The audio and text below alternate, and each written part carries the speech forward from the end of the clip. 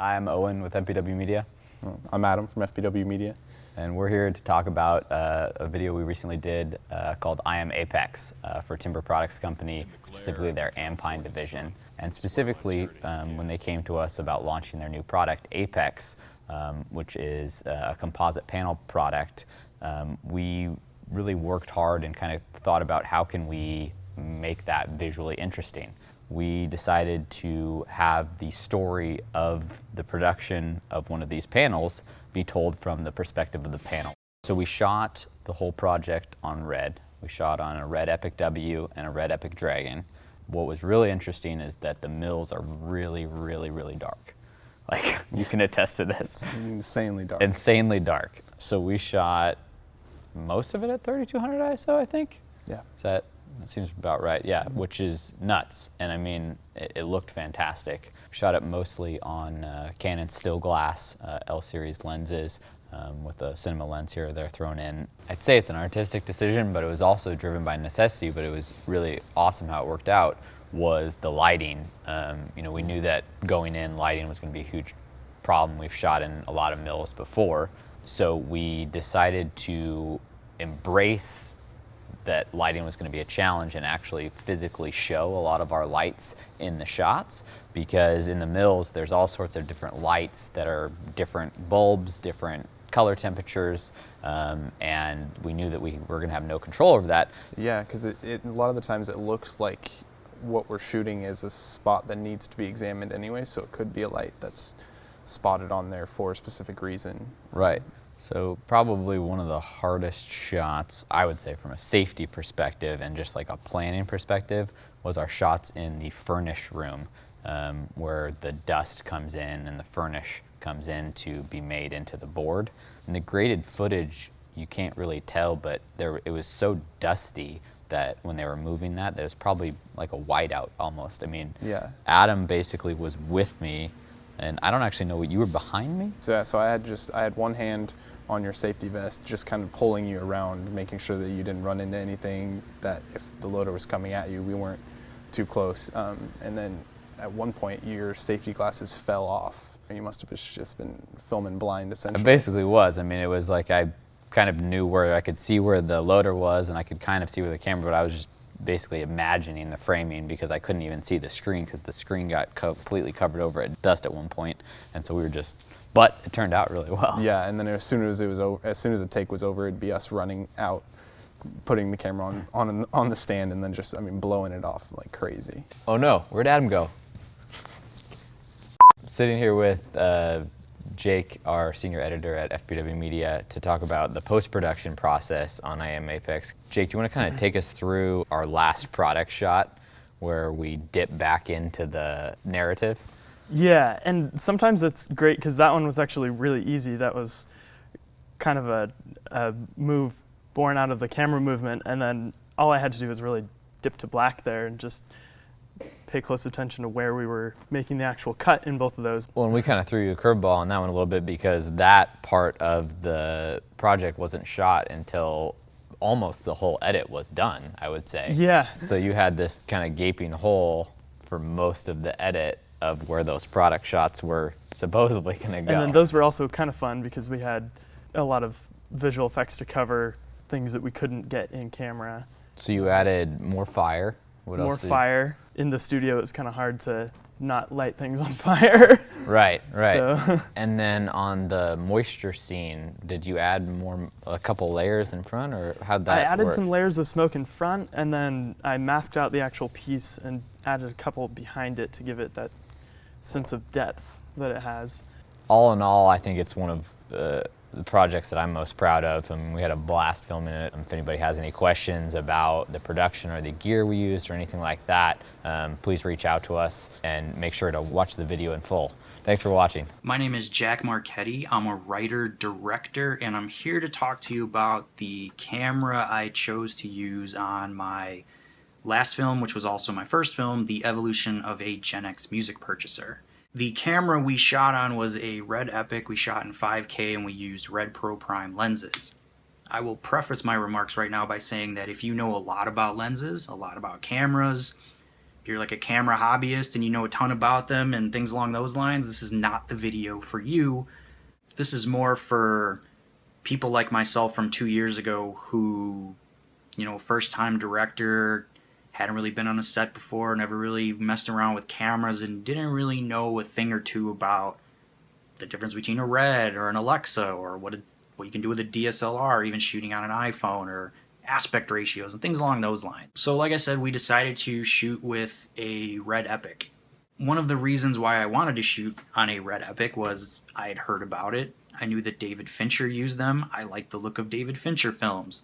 And so I wanted my film to look like a movie. We all talk about the film look and what that is. And I just thought, you know, you need the camera to do that. And it turns out it's not really the camera that determines the film look. It helps, but it's about frame selection. It's about the lenses. It's about the story. And if you properly frame something in your iPhone, it's going to look like a movie. I kind of want to talk to you about the benefits of shooting on a Red Epic. Like I said, we shot in 5K, which is a huge amount of resolution. It's massive. And the big benefit of doing that I found was we were able to reframe some shots in post-production. I don't recommend doing this. You should frame correctly on set. You should have your shot list all set out, which we did.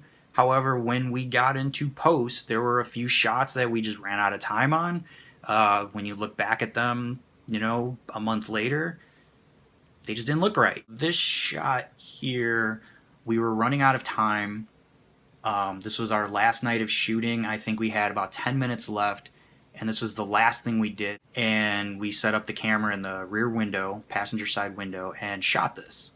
And it's a very simple thing. However, this right here is the exact same shot. We're just punched in about 200%.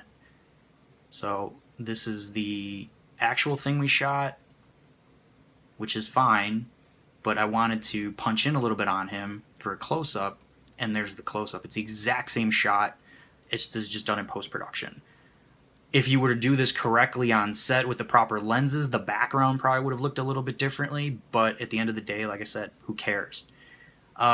We did this again on this shot right here. So this is the altered, this is the reframe shot.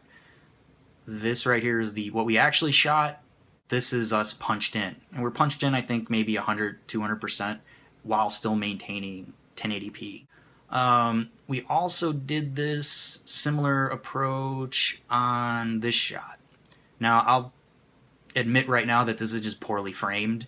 I don't actually have an example of the wide shot that we started from in the film. If we were planning on shooting it like this, we would have probably changed the camera angle, changed the lenses, and it would have looked a lot differently. But again, in post, you know, when we shooting at such high res, you're really able to mess around with things like that. Another thing that's a benefit that you can't get on, let's say if you shot on an iPhone or something like that, if you were going that low tech, you're not going to be able to get something like this. To see how the background is all out of focus. This is called a shallow depth of field, and you need a longer lens to pull this off. And so another benefit that I don't really have a before and after to show you, but when you shoot at such high resolution, you are able to, if you have a colorist on board, they have almost an unlimited ability to manipulate the image that you've created because you've provided them with so much detail. Each frame of a Red Epic is the equivalent of shooting, I think, like a 14.4 megapixel still shot.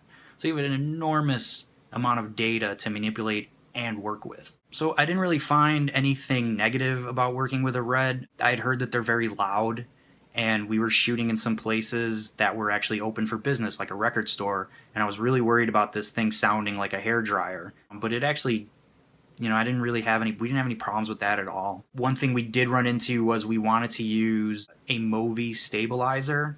However, there's a weight limit on that, and our Red with the Red Pro Prime lenses would have exceeded the weight limit, so we weren't able to use the Movi. if I could go back 2 years to when we shot the film, I would probably tell my more inexperienced self to not get hung up on the camera. I got really set on we needed to use a pro grade camera, professional camera, and I hammered that point home. But then you get into editing and you realize that, you know, maybe you're missing story, or maybe the sound didn't work out, or whatever. You're not at all worried about what camera you used or things along those lines. At least I wasn't. When we were in the editing bay and putting everything together, the last thing I was worried about was the camera. I was more worried about, like, did we get enough coverage of certain scenes, which we didn't? Did the story make sense? We had professional sound on set, so the sound was great. And I would say,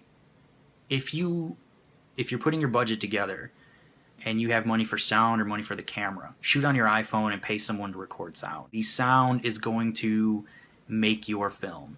If your movie looks like shit but sounds great, people are going to assume it looks like shit because you wanted it to look like shit as an aesthetic reason. If it looks amazing and sounds terrible, people are just going to assume you suck and you have no idea what you're doing. And no one's going to think, oh, that was shot on a Red Epic or an Alexa. Look at those skin tones. No one's going to give a fuck. They just aren't. And so in conclusion, I would definitely use a Red Epic again. I'd have no problem with it again. I would just say that I would not get hung up on the camera. On my next project, if my DP says, look, let's shoot on an iPhone, let's shoot on a 5D or a 7D or whatever, let's shoot on an Alexa, I don't really care anymore, because to me the camera doesn't really matter. And if I were to leave you with anything, and hopefully you come away with anything from this, just realize the camera really doesn't matter. Do they have benefits? Absolutely. But if you frame correctly, light correctly, you still have to light correctly, and have it sound well, the camera will be the absolute least of your work. Hi, I'm Pipas Forjaz, a Mozambican DOP. I want to talk to you about the look and feel and the equipment we're going to use for our first feature film, RESGATE. For me, as the DOP, telling the story visually is the most important part. The movie will be a mixture of different styles, depending on the pace and mood of each sequence. I haven't researched a specific look. What I've done for many years now is watch many movies and learn from each. We will not stick to a specific visual style or even lighting style throughout the movie. Depending on the sequence, we will shoot handheld, or on a Serene and Gravity one, on legs, or on a dolly. We will use all the equipment we have at our disposal to tell as well as we can our story and make a compelling film to watch. I feel that a movie does not have to follow a single visual style throughout. It has to use the style each sequence calls for. As for which camera I'm going to use, well, let me tell you how I got to my decision. I used to shoot on many different cameras.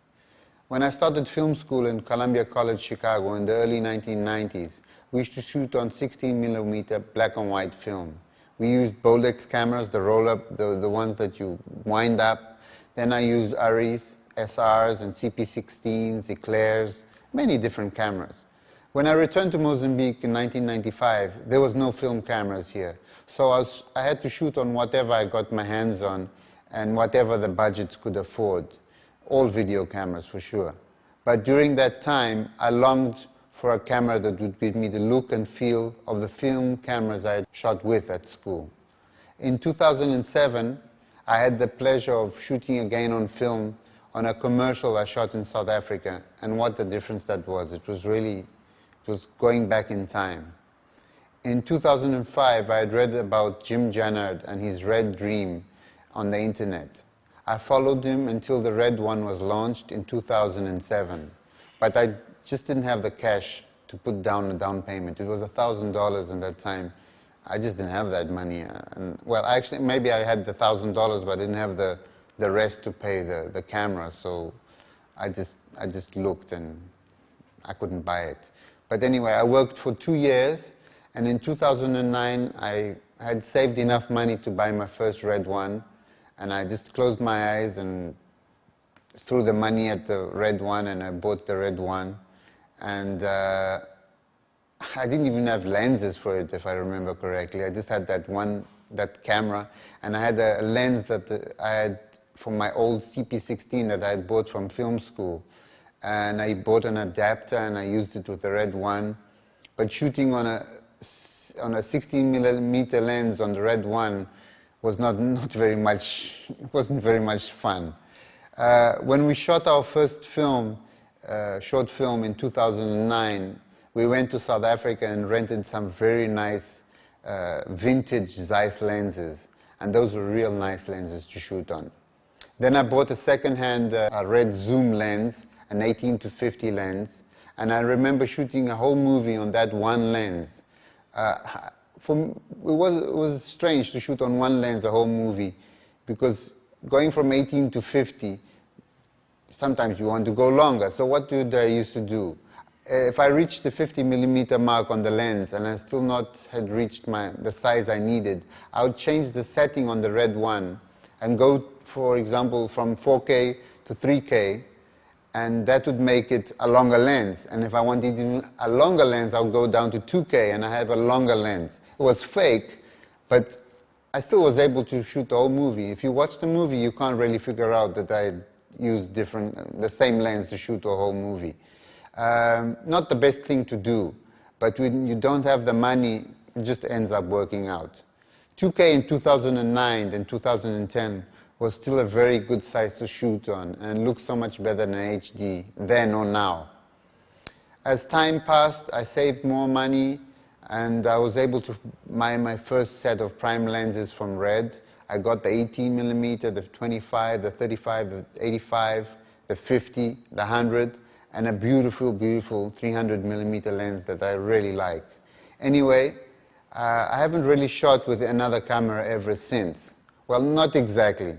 I've upgraded the Red 1 from the Red 1 to the Red 1 MX, and then from the MX to the Epic, and then from the Epic to the Dragon, and from the Dragon to the Weapon. So it's been an evolution.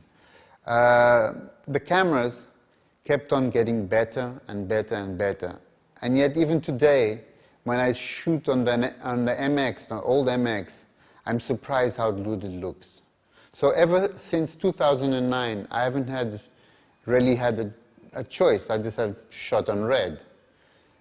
For me, the strengths and weaknesses of the Red weapon, well, let me start with the strengths.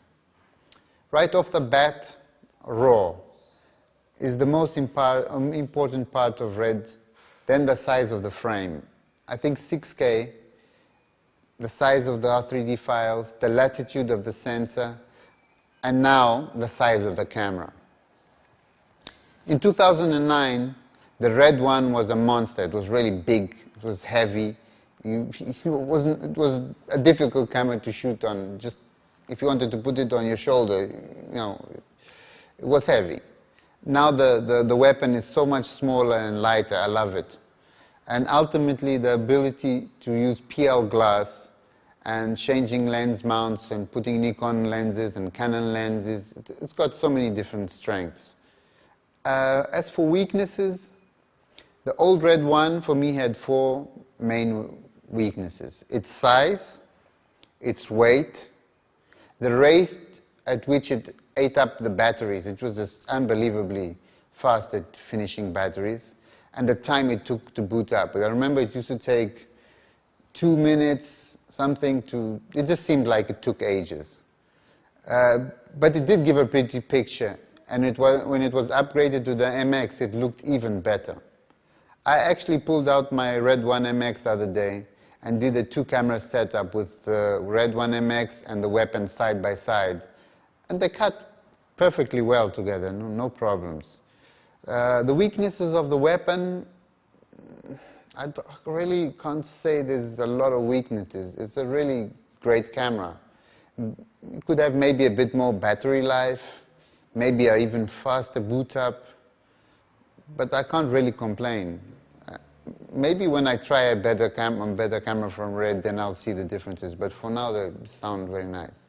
In 2016, I invested in a new set of Sheen lenses from Duclus in LA.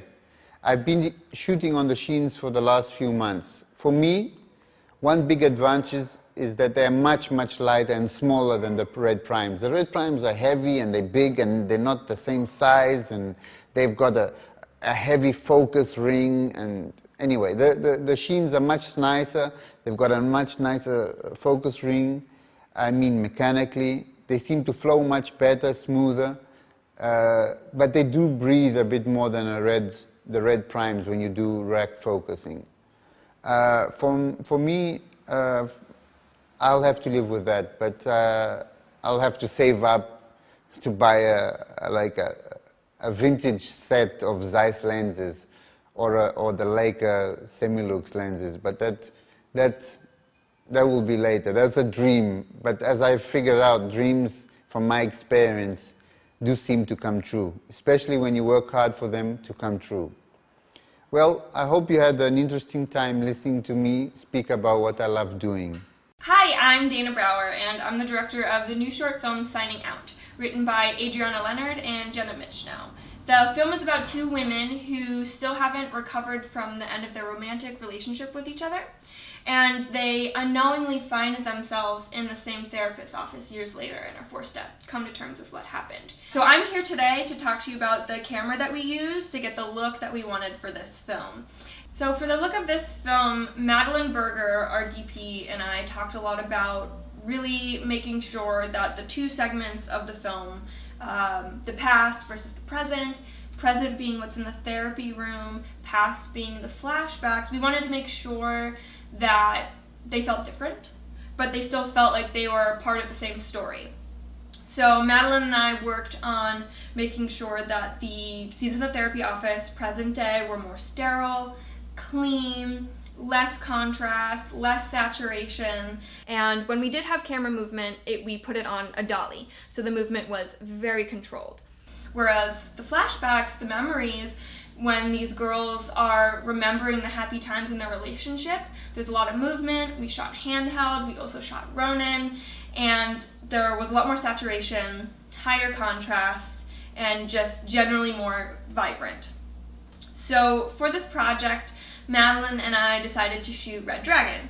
Madeline is an Alexa girl, but unfortunately the budget couldn't afford Alexa, so a lot of the decisions that we made for this were based on budget. The camera that Madeline and I decided to go with for this was the Red Dragon.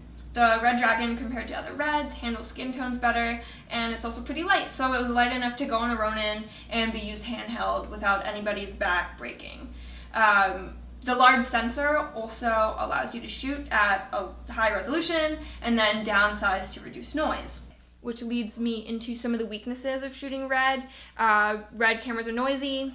Also, if you shoot at a low ISO, lower than native, it actually affects your exposure curve, so it can make the highlights fly off out of nowhere. So to remedy this, Madeline and our awesome camera team, they shot at the skin tones, highlight, OLPF, around 400 ISO, which allowed them to control the highlights a little bit more and keep them a bit more contained. It's not perfect. I know Madeline has some words to say about this issue, but ultimately it does not impact the look of our film at all, and I'm still very happy with the look that we have. So in addition to shooting on the Red Dragon, we actually used ZF prime lenses for this, which was not our original intention.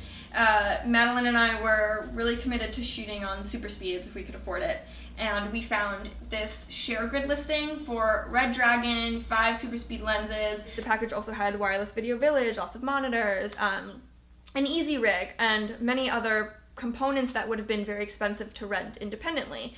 But our prep day, originally scheduled for a few days before the shoot, had to be pushed back to the day before the shoot, and when Madeline and the team got there, the super speeds that were advertised in the listing were actually ZF primes. So at that point, we didn't have the time or the money to go find something else.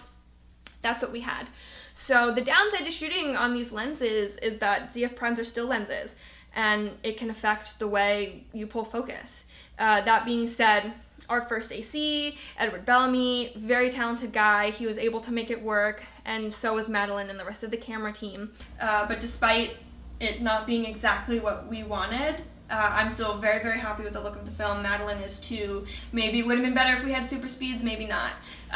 It's always in filmmakers' heads, if I had this light, if I had this camera, maybe it would be better. But this film, Signing Out, really is a testament to the power of independent filmmaking and the less is more concept. We really were only able to rent exactly what we needed.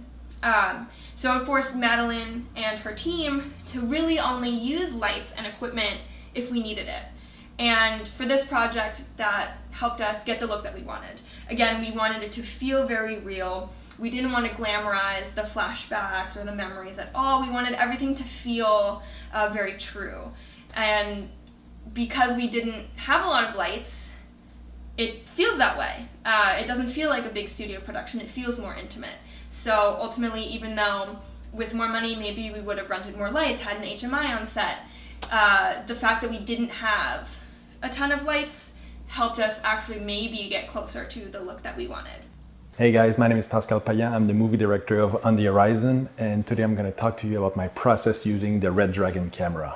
On the Horizon came from a very ambitious vision. The goal was to shoot something around the world. We shot in France and Utah, and it was no crew. It was me, my sound guy, and assistant.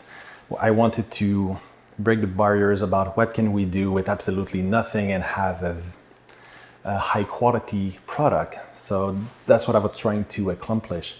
And then the big question was, what camera can I use? Because nowadays anything can be shot with absolutely everything. We can use a iPhone, DSLR, whatever. So my big concern was, I don't want to mess it up. I want to make sure that I can go quick, I can shoot fast, I can walk fast, that there's no big preparation. I just want to shoot and make sure that the big quality is there. So I was debating, what camera do I use? So I was debating for months to just trying to find the best camera possible. So in the end, I chose the Red Dragon. Was it the best camera for the job? Yes and no. Yes, because first it was the price. That's what I wanted to accomplish first. What can I get with my budget for my feature film? Because the whole thing was shot with $85,000. So I didn't want to spend too much money on the gear, but at the same time I wanted to make sure that the quality was there. So what I did is that I was doing research to make sure that the look that I wanted was possible. So with the Red Dragon, the beauty of it is that first it was the money. I had an amazing sponsor in Montreal called Postmodern, and they gave me for a very cheap price, they gave me the camera for the month. It was the Red Dragon 6K. Everything was shot in 6K, but finished in 4K and delivered in HD. Some platform is 4K. So after a lot of debate, I was doing the pros and cons, and that camera allowed me to make sure first it was RAW. So the beauty of RAW was that I can shoot anywhere, and if I mess it up, I can fix in post, because everything, if you guys saw the film, it was all shot almost outside, natural location, natural lighting.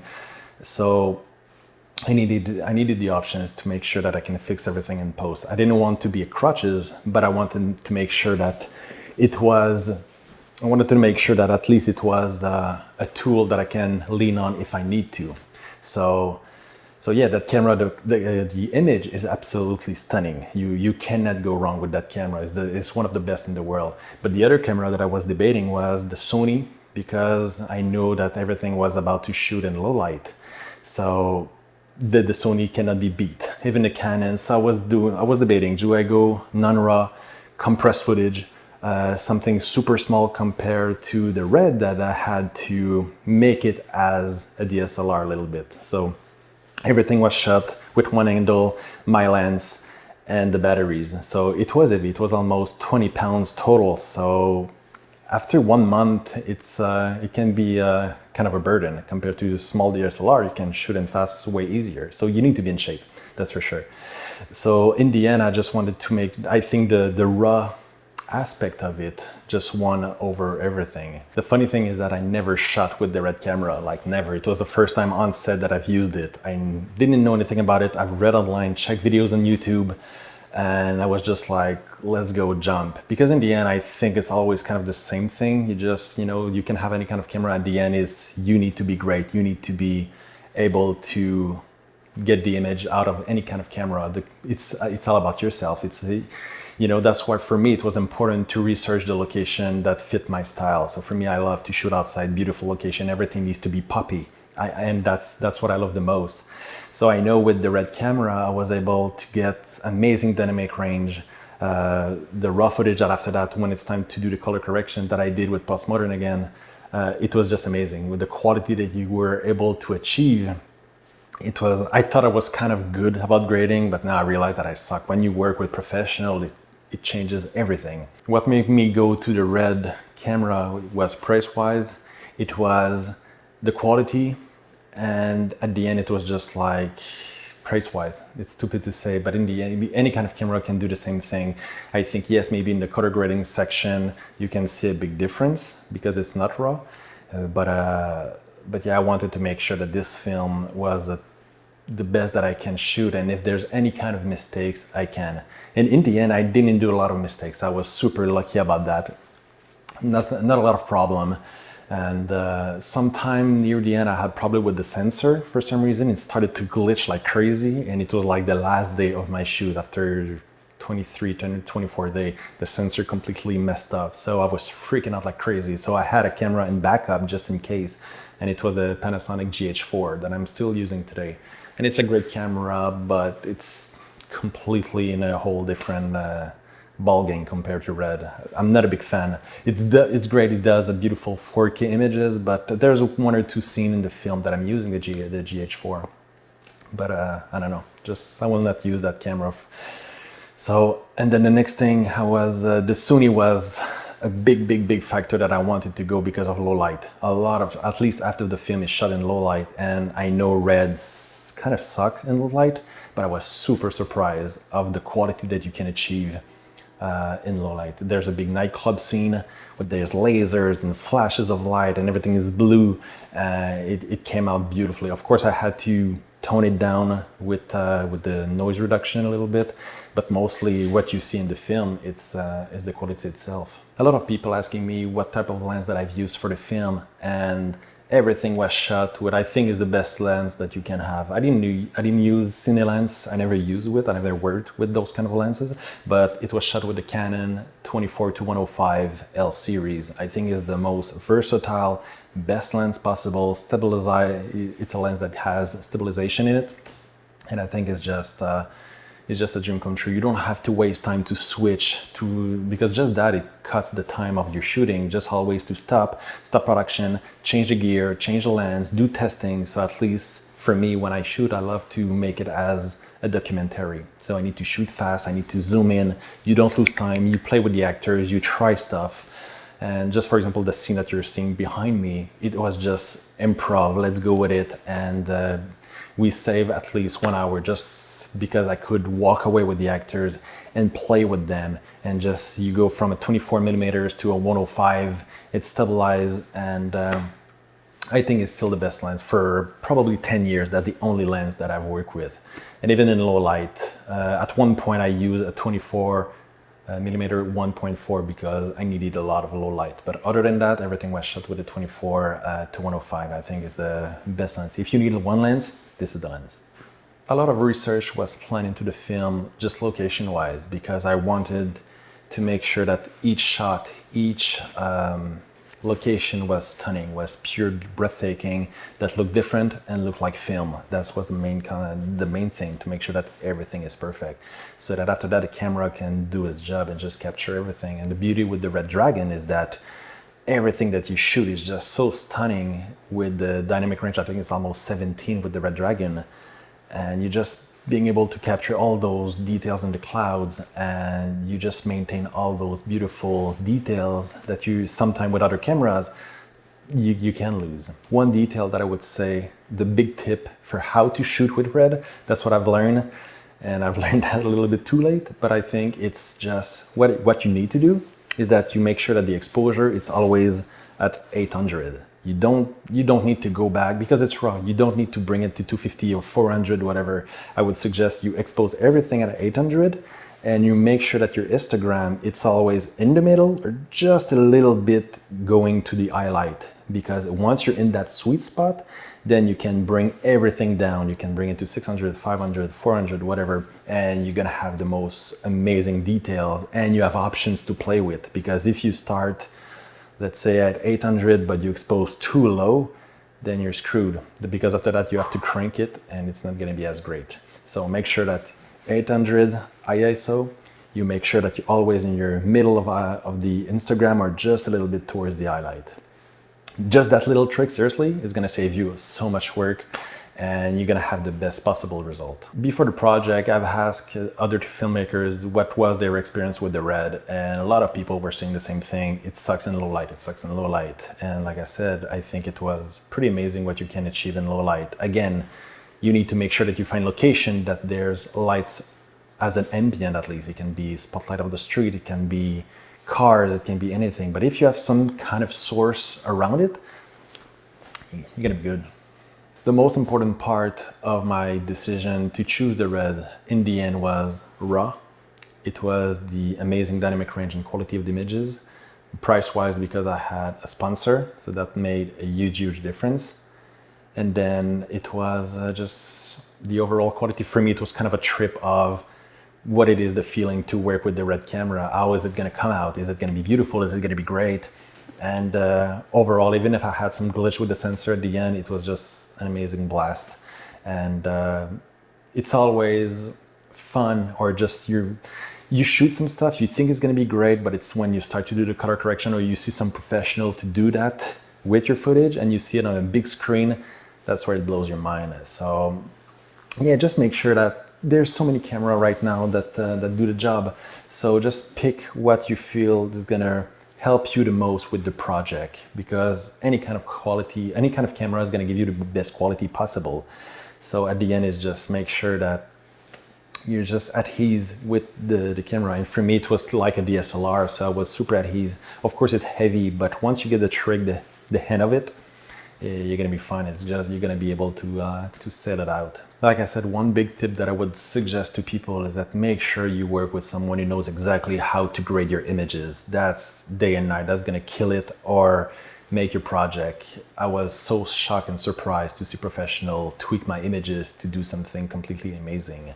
And it's just a collaborating effort that you see, that you're in the room and you see your images and then you play with the colors, you test some stuff. Everything was done in Resolve at the Postmodern facility.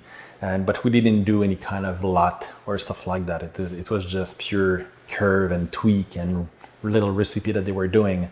But as you can see, everything is super poppy. I love when it blasts. So I make sure that all my location represent my style that I was doing.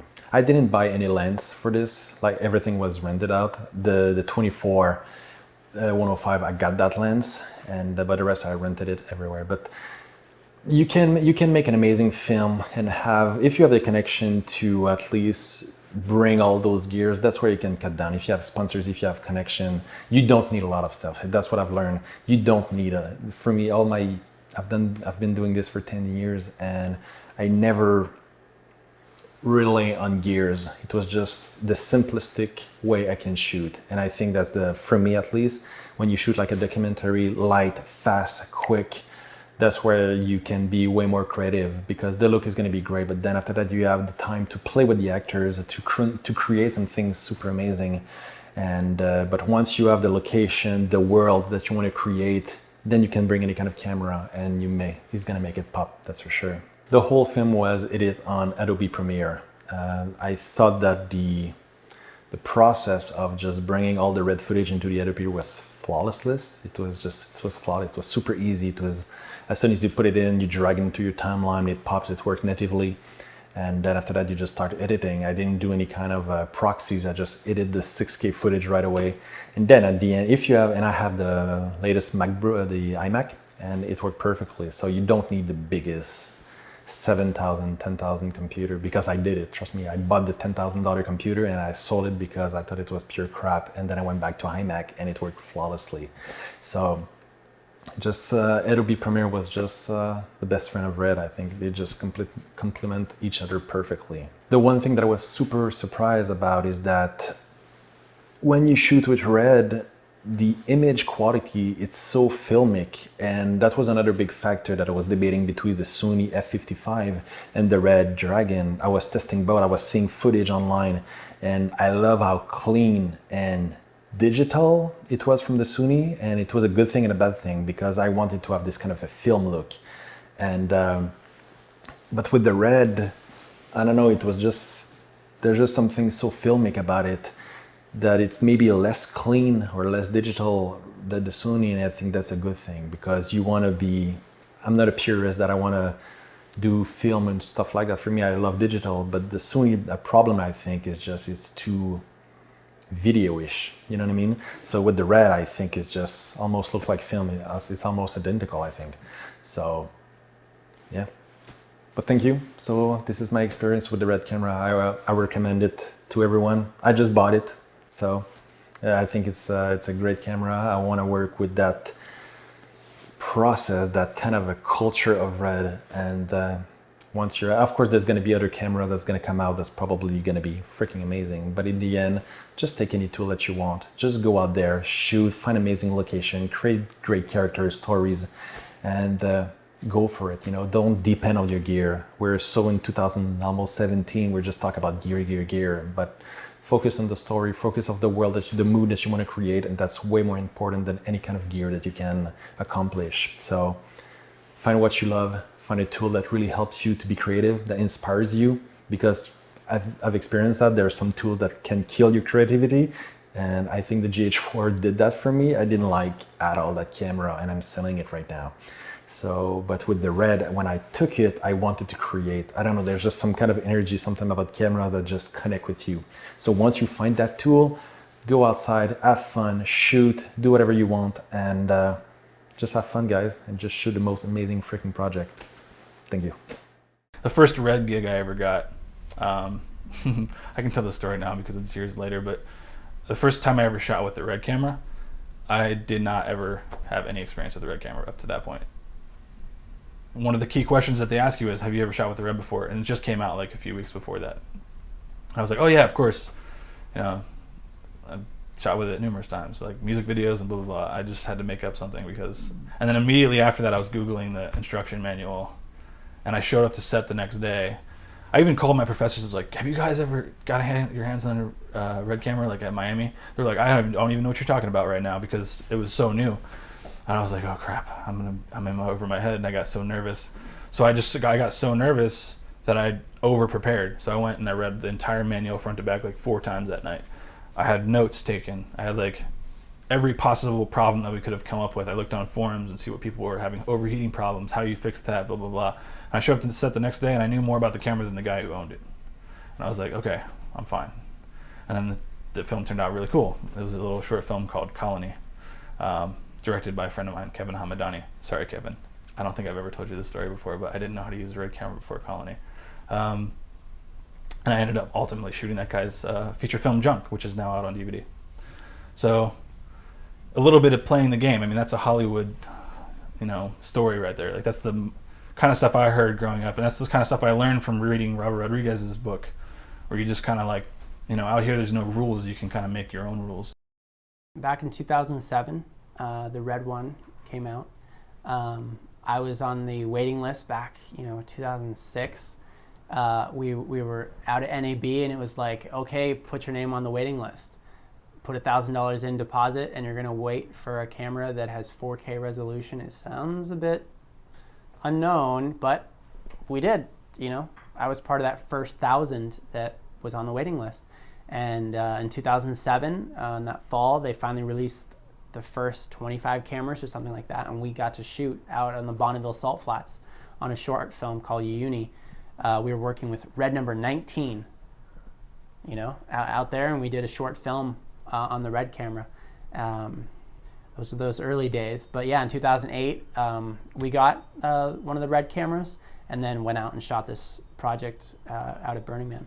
So you purchased the camera, you put the deposit down, and you purchased it. Yeah. Yeah, we were Red Number 998. And so from the behind the scenes footage that I watched, which is absolutely beautiful, by the way, it shows that you've protected the camera with like plastic because of these whiteout days. Can you tell us what was involved? What's a whiteout day? Why protect it like that? Yeah, well, I mean, you want to protect any kind of camera out there. The dust storms will just happen, and there's 40-mile-an-hour winds, and the dust is not like any dust you've ever experienced. It's alkaline, dry lake bed dust. I mean, it's not sand, it's not dirt, it's a very sticky material. And so yeah, it gets on your fingers and your fingers touch things, and all of a sudden you have it on your lenses and on your camera. And so yeah, we ended up gaff taping over a bunch of the camera ports, and then we had a protective plastic bag that sometimes we'd throw the camera into if it was like complete whiteout. But yeah, this stuff blows into cracks you didn't know existed, the dust out there.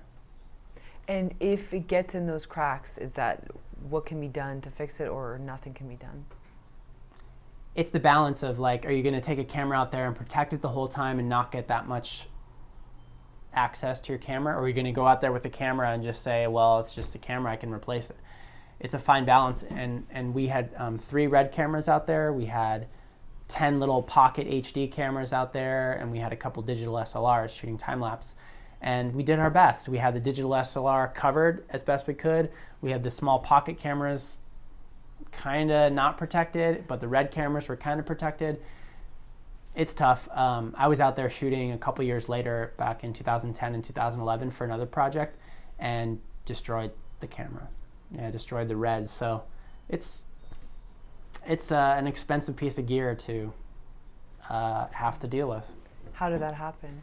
It was just dust, I think. You know, it gets inside, and even though the REDs are incredibly protected, especially now with the new Epic cameras, they're just workhorses. I mean, these things have been in conditions like Burning Man that are just unbelievable.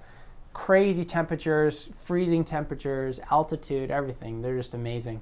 And I think, you know, I just pushed it to the limits, and we had to replace, I think, one of the processing boards inside got wrecked. So with the 3 RED cameras that you took out there, were they all purchased, or you rented 2 of them and purchased one? Basically, I worked with other filmmakers.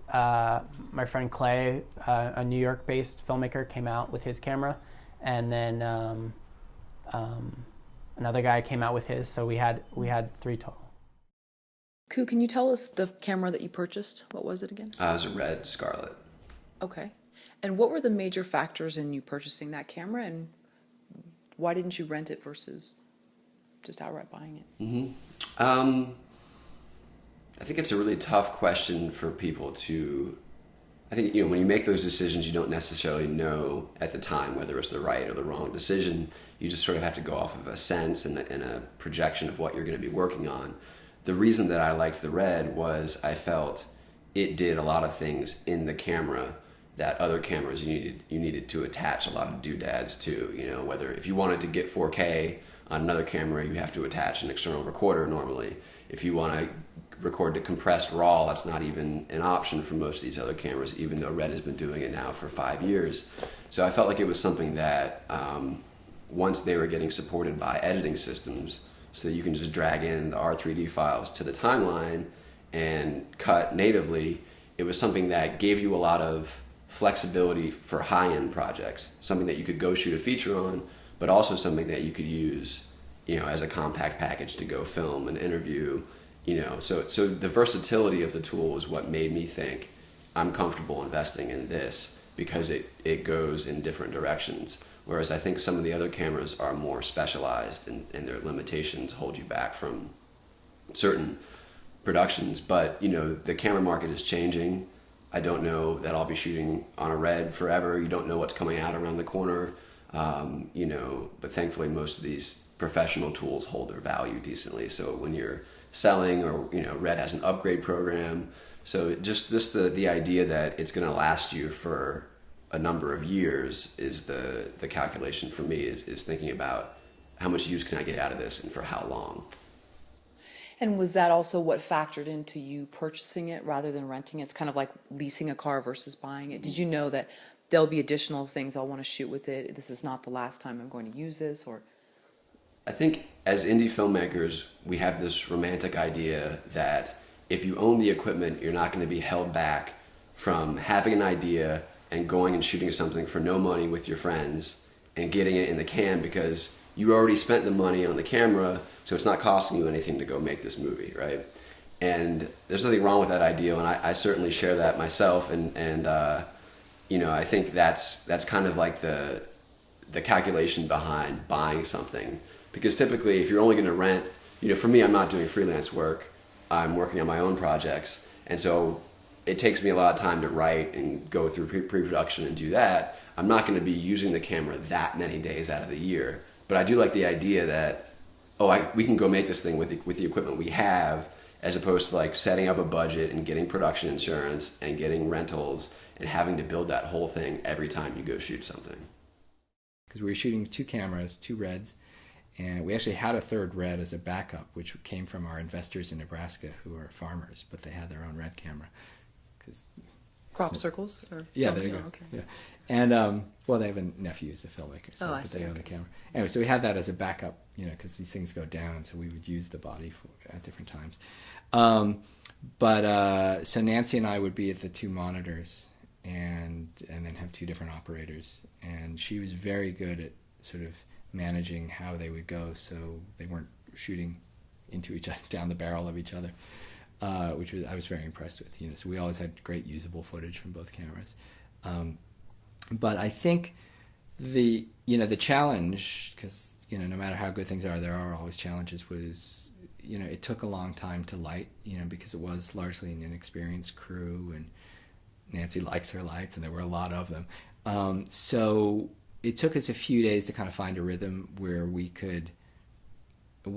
I think Nancy and I together realized, the big lighting changes were going to take a long time. We didn't want them to, but they did.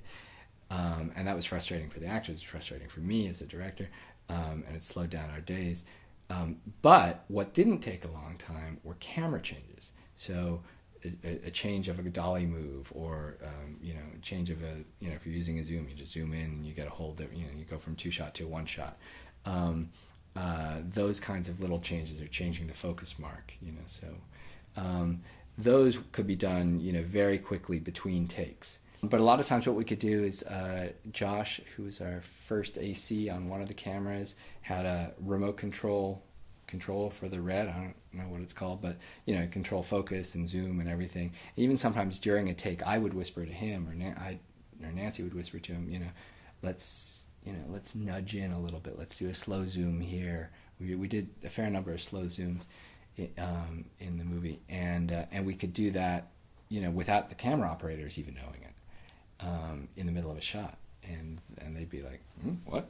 Oh, those guys," And but it was great. It was nice to be able to do that, and to have that option. Part of it was that we shot on 4K, and we finished in 2K, which I don't really know what that means, except 4 is bigger than 2, and that's what counts.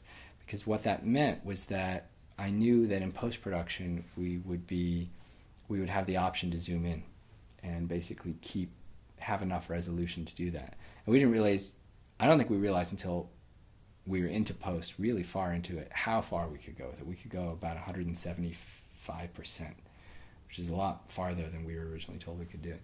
But what it meant was if you had a 2-shot, you could zoom into a single. If you had a 4-shot, you could zoom into a 2-shot in post-production. So for any take, we were shooting with 2 cameras, and 2 cameras meant not just 2 usable takes, but really 4, because with zooming in and zooming out in post, you could really do a whole scene in just 1 take.